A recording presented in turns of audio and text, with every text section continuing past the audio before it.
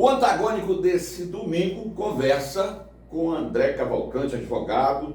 Ele já foi presidente do Remo e está aí acompanhando, é um dos advogados da chapa Unir para Mudar, que tem como presidente aí o Ricardo Lupipow. Estamos falando da eleição para a Federação Paraense de Futebol. André, muito bom dia, obrigado por ter aceitado o nosso convite. Eu começo te perguntando, por que essa eleição está tão embolada, André? Bom, primeiramente quero te agradecer o convite também de estar participando do teu canal, esclarecendo um pouco para a comunidade do futebol, para a comunidade esportiva, o que está efetivamente acontecendo nessa eleição para a Federação Paraense de Futebol. Porque a mídia até tem destacado, mas não tem dado, no meu entender, a real importância, haja vista a relevância que o futebol tem para a sociedade paraense, e quem anda por esse estado sabe que não é só aqui em Belém, né? Com certeza. Todo o interior do estado se movimenta em torno do futebol. É um assunto muito importante. Eu sempre digo, viu, Evandro, que se você for pegar todos os eventos que acontecem no Pará e dizer assim, qual é realmente o evento estadual, o futebol talvez seja um único, junto com o Campeonato Paraense de Futsal também, que abranja todas as regiões do estado do Pará. Exceção hoje do Marajó, mas eu tenho certeza que daqui a pouco o Marajó vai estar conosco também. Então, assim, uma paixão mesmo. É uma paixão, e isso daí se reflete aí, já se refletiu muito mais assim, meio que polarizado com o Remo Paysandu, mas hoje a gente já vê polos como Santarém, como Marabá, com times que já começam a ganhar corpo realmente e ter torcidas aí para rivalizar com nossos titãs aqui. Santarém tem o Raio Frank. Exatamente, que é fantástico. Eu fui criado em Santarém, então eu conheço aquilo, fui diretor inclusive do São Raimundo também, eu consigo ostentar inclusive o título de campeão brasileiro lá de 2009, que nós estávamos naquela diretoria. Então é muito importante o futebol do Pará. Da Série D, né? Série D, é muito importante o futebol no Pará, e essa tua pergunta eu acho que ela tem uma relevância muito grande. Por quê? As pessoas precisam saber o que efetivamente está acontecendo. E aí isso tem duas respostas, uma histórica e uma jurídica, né? A histórica qual é? É que, na verdade, a federação nunca teve uma disputa pela presidência. Sempre houve uma composição e uma sucessão de grupos. Faltava interesse, André, digamos, de outros grupos? Na verdade, a nossa legislação esportiva veio evoluindo até chegar no momento em que, por exemplo, hoje é proibido sucessivas reeleições. Então, com o advento da Lei Pelé e alguns dispositivos que foram mudando ao longo do tempo, elas foram sendo acrescidos, se chegou nesse momento onde a pessoa só pode ser 2 vezes presidente. E aí quando você... Mas anterior, só para a gente contextualizar, anteriormente... Podia ser quantas vezes quisesse. Então aí a gente, como eu sempre digo, a federação sempre foi feudo. Sempre teve seus... Mas mudou o estatuto ou a base, a Lei Pelé? Mudou a Lei Pelé, mudou o Código Civil Brasileiro, então várias legislações foram sendo também em vários estados, né? Em vários estados, isso na verdade sempre foi assim, na maioria então, deles. Hoje só pode ser reconduzido uma vez. Uma vez, é uma recomendação, isso é muito claro lá na Lei Pelé. Inclusive já está no próprio Estatuto da Federação, isso que já mudou há algum tempo. Então, nesse momento, querendo ou não, você acaba tendo uma alternância de poder. Só que essa alternância de poder anteriormente ia sendo feito. Fulano é presidente, Ciclano e Beltrano são vice. Daqui a pouco o Beltrano veio para presidente e aí o Ciclano que era presidente já desce para ser vice. E ficam fazendo os mesmos atores sempre sucessivamente estando no poder. Esse ano muda um pouco a história. Por quê? Porque aparece uma chapa forte de verdade. O último presidente, estou falando do Adélcio Torres. Do Adélcio Torres, e que sucedeu o Coronel Nunes, que depois que foi para a CBF, o Adélcio era um vice, veio a ser presidente, depois se reelegeu por aclamação presidente. O Coronel Nunes chegou à presidência da CBF. Chegou à presidência da CBF porque a CBF tem um dispositivo que diz que, no caso de vacância, o vice-presidente mais velho assume. E como ele era o vice-presidente do Norte aqui, ele assumiu a presidência, né?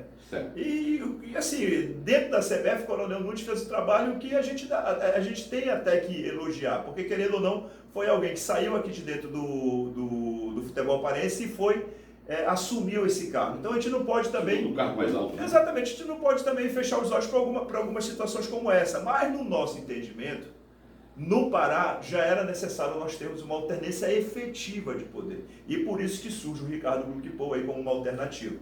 Então, nesse momento, contextualizando essa questão... É a primeira vez que o Ricardo entra nessa primeira vez. É bem interessante como foi que ele entrou, porque ele entrou a partir de convite das ligas do interior, que convidaram para ele vir e conhecer em loco a realidade dessas ligas. Então o Ricardo viajou muito, ele sempre fala que ele viajou mais de 10 mil quilômetros nesse estado, e é verdade isso, ele andou muito com um dos vices dele, que é o Ricardo Oliveira, que é o presidente inclusive da LIDESP, que é a Associação das Ligas Esportivas do Interior do Estado do Pará, uma experiência extremamente exitosa, que inclusive já fez com que surgisse a Associação Brasileira de Ligas Esportivas. O Ricardo, ele foi presidente do Paysandu. O Ricardo Grupo já foi presidente do Paysandu. Isso. Foi presidente do Paysandu. Então, o Ricardo sempre fala o seguinte, que ele conhece as duas dores, né? As dores das ligas, porque ele já rodou esse estado para conhecer a realidade de todas elas, e conhece a realidade dos clubes de futebol a partir do Paysandu, caso que ele tenha sido presidente. Para entender, André, para entender, quem vota numa eleição para a Federação Paraense? A federação que está apto a votar? Pelo estatuto votam as ligas de interior, a partir da observância de alguns critérios, todos vão ter que ser as ligas, está falando do presidente determinado. O presidente de cada liga. Liga Esportiva de Santarém, o presidente lá, a liga lá tem um voto, né, que pode ser exercido tanto pelo presidente ou pelo vice no caso de impedimento. Os clubes amadores vinculados a essas ligas. Por exemplo, aqui em Santa Bárbara tem um clube que é vinculado à Liga de Santa Bárbara, mas é filiado como amador na Federação Paraense de Futebol. Esse também tem um voto. E os clubes profissionais. Só que os clubes profissionais têm um peso diferente, porque eles vão ter a quantidade de votos conforme a participação deles em campeonatos promovidos pela federação.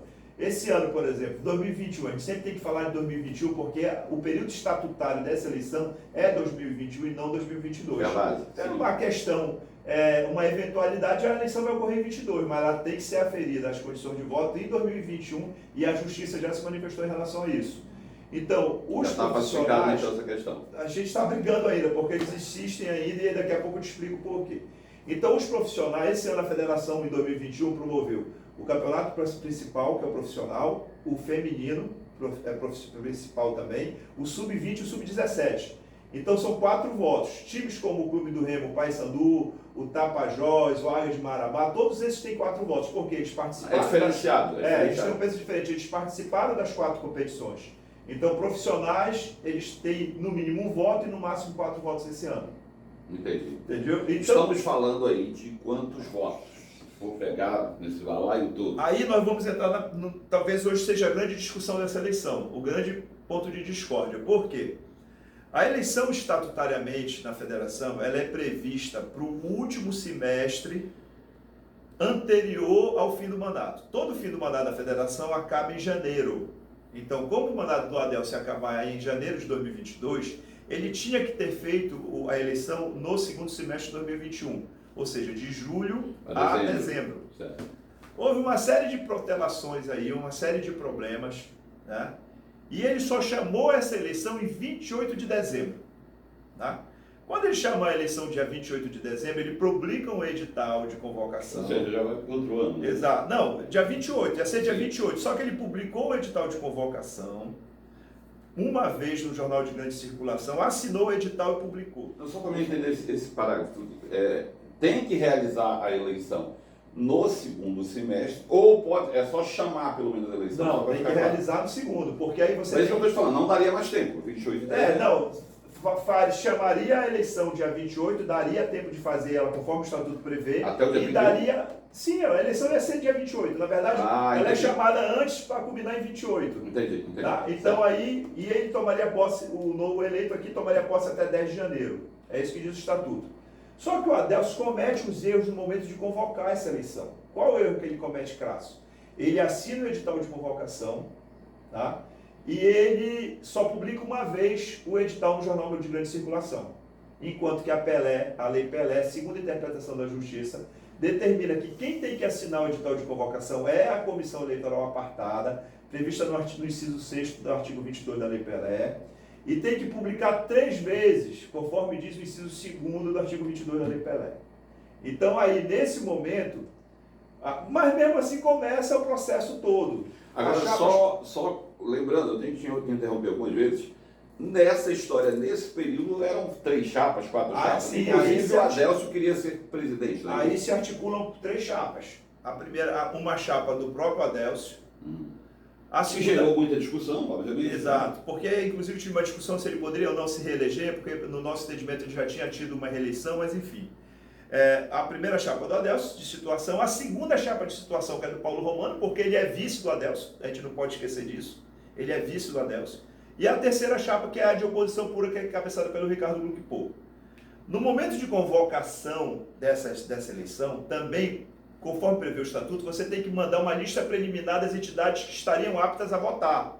Àquela altura lá, era o Ricardo, era o Adelso Adelso e Paulo Romanos. Eram 3 chapas. 3 chapas. Certo, ok. Tá. E essa chapa estava ali se articulando. Então, é nomeada a comissão eleitoral, a comissão eleitoral faz o regimento eleitoral e no momento de inscrição das chapas, né, se inscrevem essas 3 chapas que nós falamos.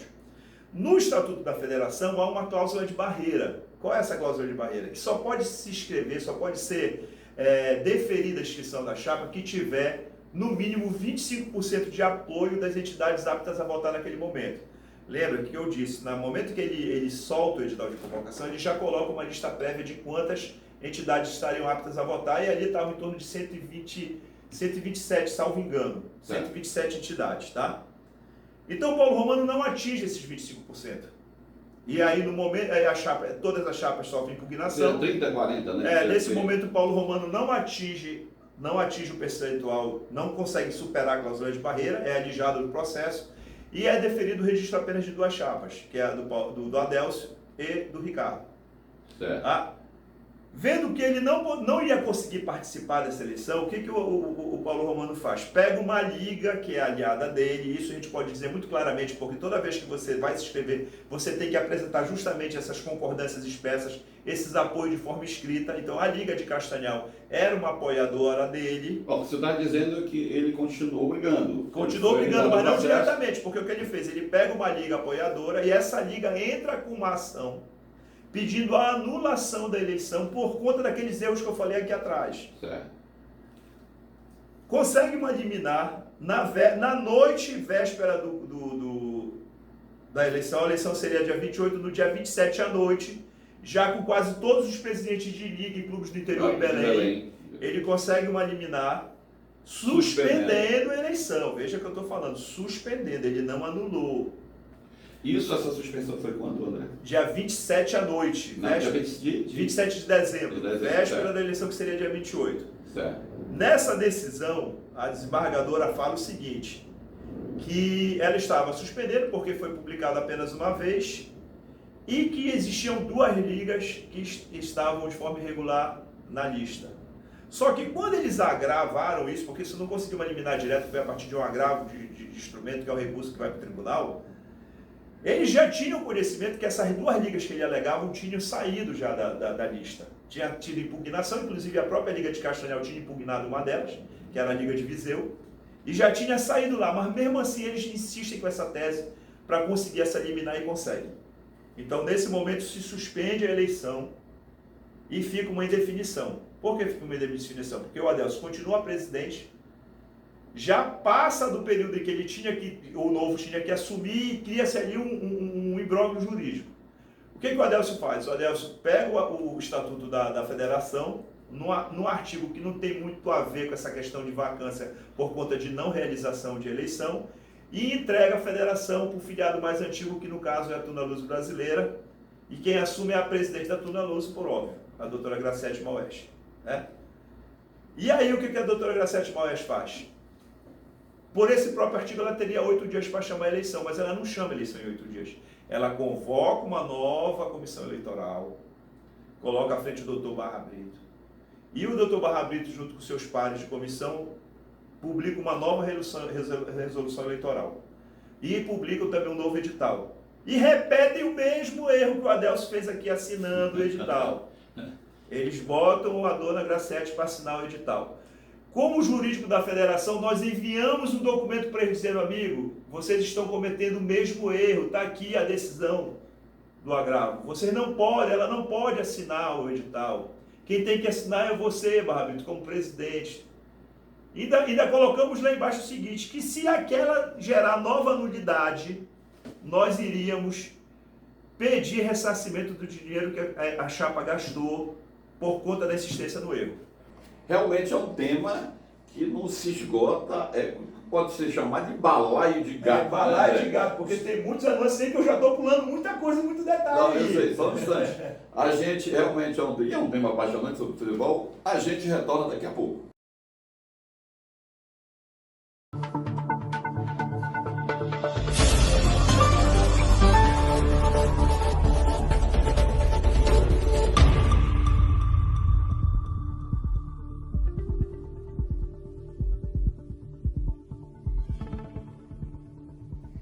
Retornando aqui a conversa com o advogado André Cavalcante, que está, como já falamos, no meio desse balaio de gato que virou a eleição da Federação Paraense de Futebol.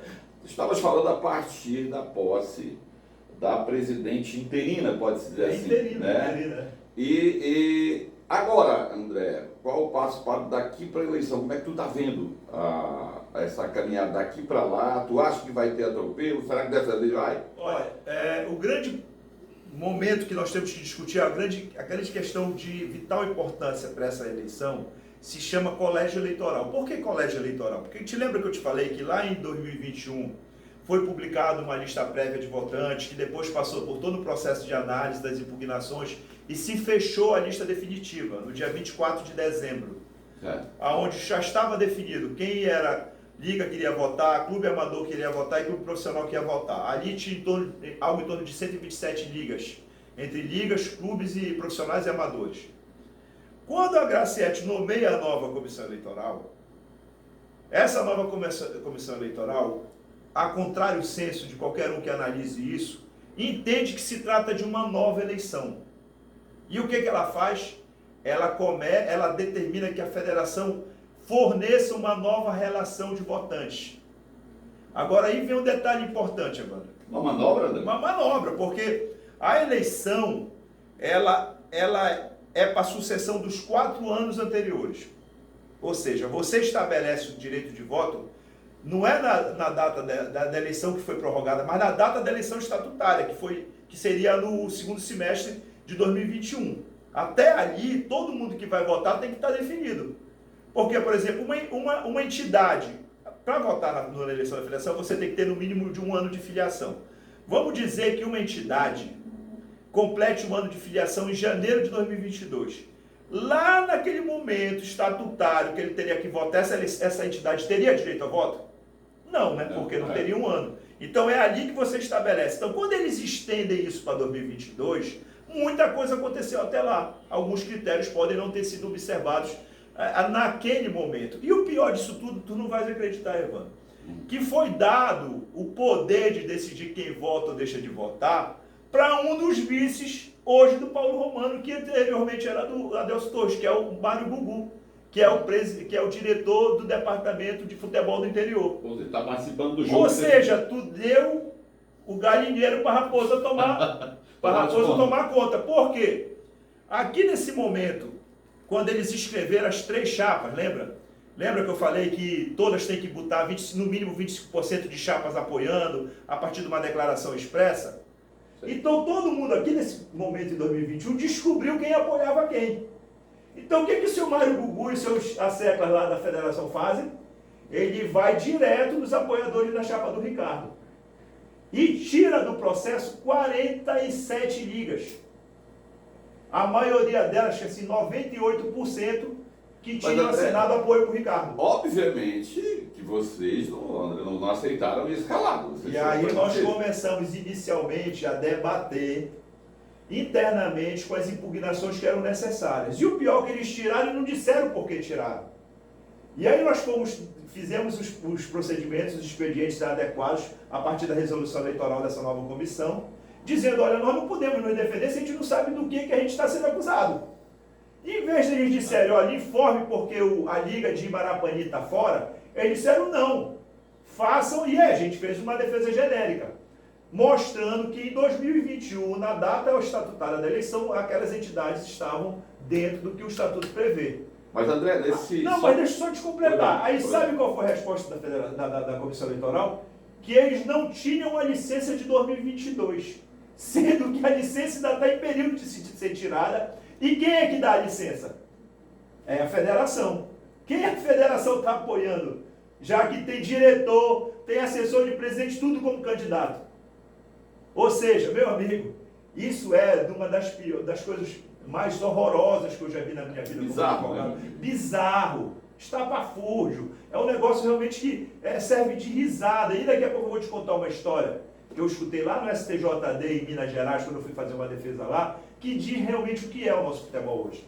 Olha, eu vi circulando aí uma manifestação, uma recomendação do promotor, eu não lembro o nome dele agora, recomendar inclusive que se mantenha. Exato. Aí o que aconteceu? O Ministério Público, antes de todo esse bloco aqui, antes de ter até sido marcada essa eleição, essa nova eleição que seria agora dia 20 de abril, soltou uma recomendação dizendo várias situações, dizendo que recomendava que o colégio eleitoral fosse o de 2021, porque isso é muito claro na minha cabeça. Porque, pô, se você vai eleger alguém que passou 4 anos para trás como presidente, você tem que estabelecer os critérios na data estatutária, que foi segundo semestre de 2021.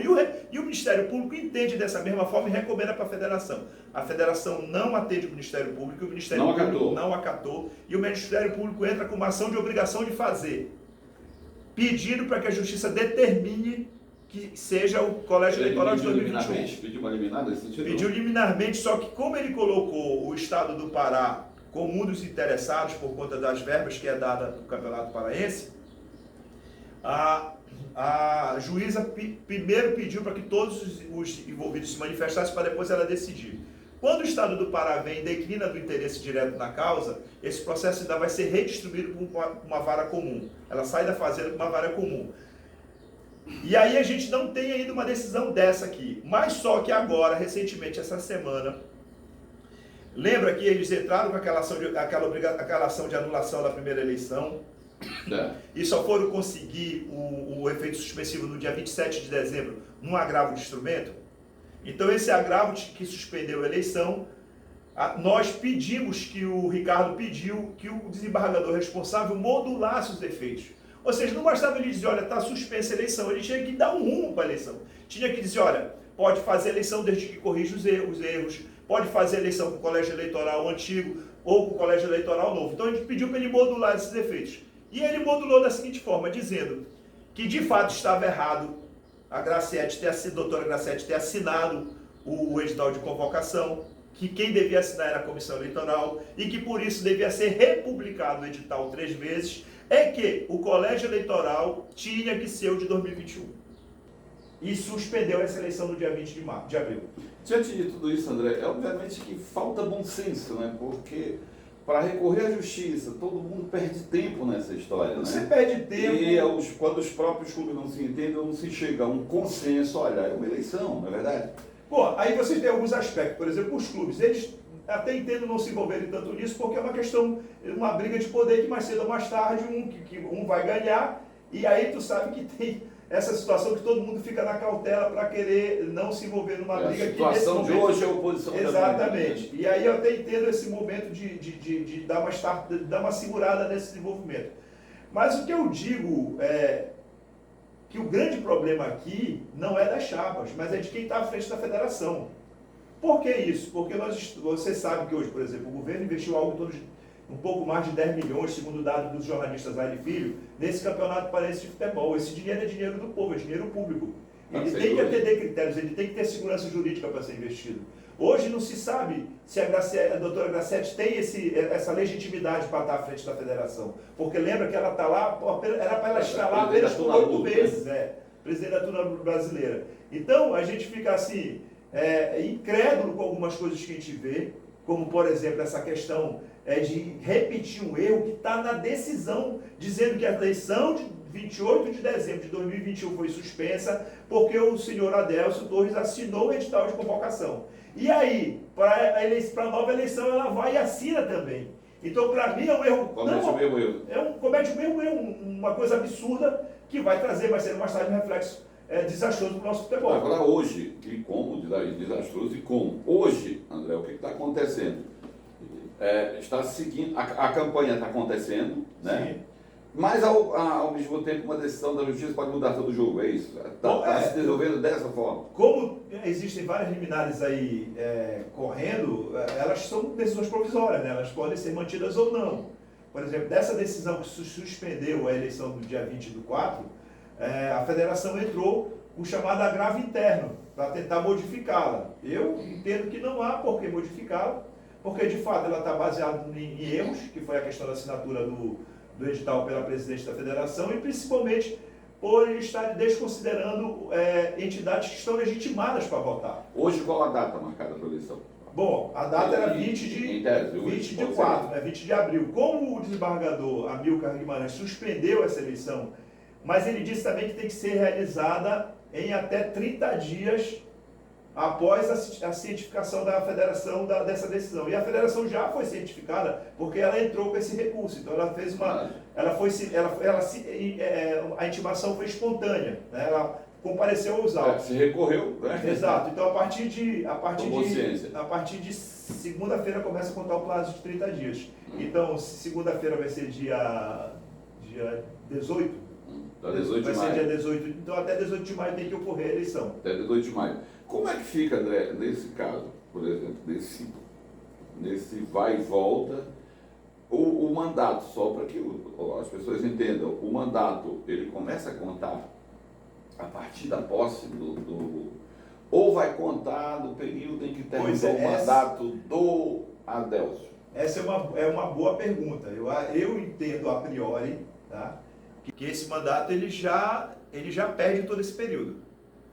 Estamos falando aqui de 4 meses? Esses 4, 5 meses iniciais eu acho que já vai ser um prejuízo para a futura gestão. Para a futura gestão, até para se manter o estatuto. Exatamente. Se bem que pese que esse estatuto também vai ter que ser modificado, existem muitas lacunas, existem muitas falhas, existem inclusive questões que não se coadunam com a legislação vigente, como por exemplo essa questão da publicação do edital de convocação das eleições. Tá. Tu falou agora há pouco, eu queria que você relembrasse, você falou que tem uma história que você estava em outro estado, alguém sintetizou o que era o futebol do Pará. Pois é, eu fui semana passada até Belo Horizonte. O STJD, para quem não sabe, o STJD é o Superior Tribunal de Justiça Desportiva do Futebol, a sede dele é no Rio de Janeiro. Só que desde que nós começamos a sair dessa pandemia, eles começaram a fazer umas sessões itinerantes. Já houve uma no Nordeste e houve essa em Minas Gerais. E eu fui fazer uma defesa lá. Quando o relator desse processo, que é o Felipe Bevilacqua, que já foi presidente do STJD, começou a fazer o relatório dele, ele começa simplesmente assim. Todos nós sabemos que o futebol do paraense é um futebol que tem muita dificuldade, um futebol que ainda está muito desorganizado, um futebol incipiente. E nós estamos vendo o reflexo disso, desse despreparo, nesse processo, um processo que eu não estou entendendo. Aí tu imaginas o que é pra gente que faz o futebol. Eu já fui diretor de clube de interior, eu já fui presidente de clube da capital. Fui presidente do Remo, né? Fui presidente do Remo, então eu sei o tanto que a gente sofre para tentar manter esse campeonato vivo. E a gente tem que escutar isso por conta não dos clubes, mas da entidade que deveria organizar o nosso campeonato. Então hoje a visão que o Brasil tem, a cartolagem, digamos assim, que o Brasil tem do nosso futebol é a pior possível. E aí eu te digo, e o que isso gera? Isso gera uma série de situações, como por exemplo, impossibilidade de captação de novos patrocinadores, a questão mesmo a questão comercial entre clubes. Então tudo isso daí joga o nosso esporte, que é amado, como a gente falou no início dessa entrevista, para debaixo do tapete. A gente precisa mudar isso, a gente precisa fazer com que o Brasil enxergue o futebol paraense com o valor que nós damos para ele. Como se mantém hoje a federação? De onde vem os recursos? Esse é um outro ponto. Ordinariamente, a federação se mantém com os percentuais que ela recebe dos jogos, né? No Campeonato Paraense é 10%, e nos campeonatos da CBF é 5%, que seria da CBF, mas a CBF está falando de bilhetagem. Da bilhetagem, o percentual da bilheteria transfere para a própria federação, que pese que aqui em Belém, ano passado, foi editada uma lei, promulgada uma lei de autoria do vereador John Wayne, em que esse percentual de 10 caiu para 5, o que torna, o que eu entendo que isso vai gerar até uma discussão no futuro, porque tu acaba trazendo tratamentos diferentes para os competidores. Porque em todas as outras cidades do estado a federação recolhe 10 e aqui em Belém ela recolhe 5, ou seja, acaba beneficiando os clubes locais. Mas isso com certeza é uma discussão para lá para frente e eu até entendo que a tendência é diminuir de forma uniforme isso para 5%. Além da bilhetagem. Além da bilhetagem. Além da bilhetagem, desses percentuais, a CBF também faz uma ajuda de custo mensal para manutenção da folha de pagamento. Hoje, salvo engano, está em torno de R$100 e poucos mil que ela recebe por mês da CBF. Tá? E nós temos, logicamente, o patrocinador master do campeonato, que é o governo do estado do Pará. Que é um patrocínio que, na verdade... Prefeitura de Belém não entra. Não entra. Que é um patrocínio, na verdade, que deveria ter servido de trampolim para o nosso campeonato arregimentar mais patrocinadores. Mas, ao contrário disso, o que eles fizeram? Eles entraram numa zona de conforto. Então, hoje o campeonato parece que não sai desse marasmo porque eles estão acostumados a receber aquele dinheiro do governo do estado, que dá para bancar o campeonato todo, dá para sobrar um pouquinho lá para a própria federação, mas com o dinheiro que entra de jogos e da própria CBF, eles vão vivendo isso que a gente vê aí. Que esse ano foi o pior da história, né? Um campeonato cheio de problemas, perderam balsa, questão de tribunal, então quer dizer, não dá mais, simplesmente não dá mais para manter essa turma que está aí agora. A gente precisa botar na cabeça que o campeonato precisa evoluir, o futebol no Pará precisa evoluir. Quais as principais pautas, digamos assim, bandeiras de luta, digamos, do Ricardo, vocês que estão nessa... Olha, a principal bandeira de luta nossa hoje é fazer a federação trabalhar. Sabe, quando tu está em terra arrasada, qualquer coisa que tu diga, ela já tem que ter a relevância realmente aumentada em vários níveis. Por exemplo, nós precisamos fazer essa federação trabalhar no sentido físico. A federação hoje abre 1 da tarde e fecha às 6 da tarde. Então, quer dizer, a gente não pode viver de meio expediente. O futebol tem que ser tratado de forma profissional, e começando pelo período de trabalho de quem está envolvido com ela. Nós precisamos melhorar demais a questão do nosso campeonato. Nós precisamos ter projetos, por exemplo, para nós termos praças esportivas dignas. E isso aí, logicamente, perpassa por uma conversa com o governo do estado. Nós precisamos, na questão de gestão, realmente, definir um organograma de diretorias da federação, fazer essas diretorias funcionarem. Nós precisamos reformar o estatuto da federação. E nós precisamos qualificar nossas entidades. Por exemplo, você hoje, eu tenho visto muito isso, porque como eu tenho tido muito contato com liga, as ligas não têm nenhum tipo de assessoria. Por exemplo, para você fazer uma modernização do estatuto de uma liga, você podia ter no site da federação vários templates lá, que a pessoa só ia lá, pegava e adaptava, mas não tem isso.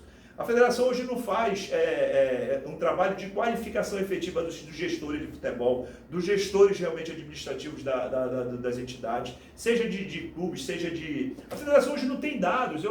Eu tenho certeza que a federação hoje não sabe quantos clubes tem determinadas... Lá em Sapucaia, quem são as entidades que tem lá?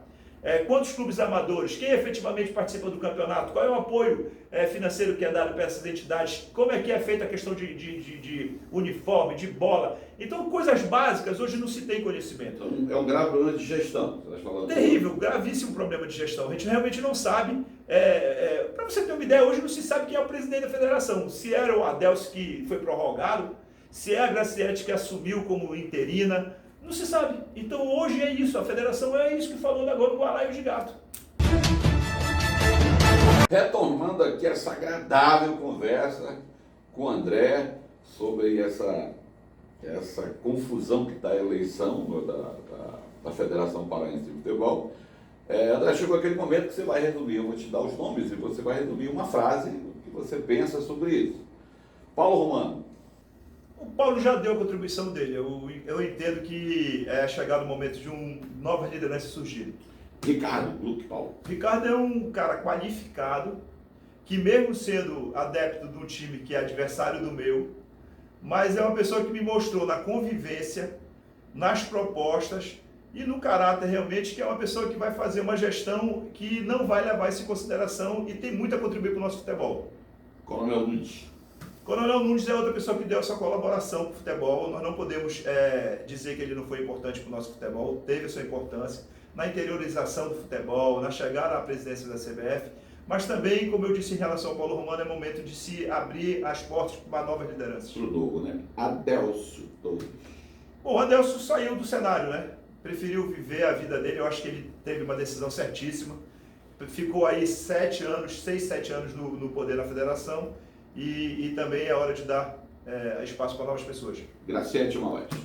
A Graciete, ela entrou de forma interina, tem se esforçado para fazer o melhor.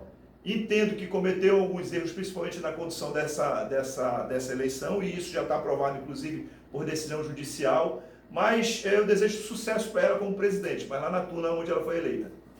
Lei Pelé. A Lei Pelé é uma lei que hoje, na verdade, já se discute a nova Lei Geral do Desporto Brasileiro, né? Inclusive, é uma ideia nossa trazer daqui a algum tempo aqui em Belém o Dr. Vladimir Campos, que é lá de Goiás, que é um dos principais articuladores dessa lei, para nos dizer o que já vai vir aí pela frente, né? Mas nesse momento é a lei que nós temos e a lei que nós temos que seguir. Federação Paraense de Futebol. Federação Paraense de Futebol é uma entidade que precisa se modernizar, precisa de gestão, precisa de captar recursos, precisa melhorar o seu principal produto, que é o Campeonato Paraense de Futebol, precisa de muita coisa, para isso ele precisa ter também pessoas competentes à sua frente. Futebol Paraense. Futebol parece uma paixão, para mim é uma paixão. Desde quando eu comecei no futebol lá no São Raimundo, em 2005, até chegar à presidência do Remo em 2016, e se Deus quiser chegar aí de uma forma de ajudar diretamente na Federação Paraense de Futebol, eu sempre vi esse futebol como um produto magnífico, algo que poucos lugares têm, que é a paixão da torcida. Então a gente não pode desperdiçar isso, a gente precisa fazer com que o futebol paraense corresponda ao amor que é dado a ele.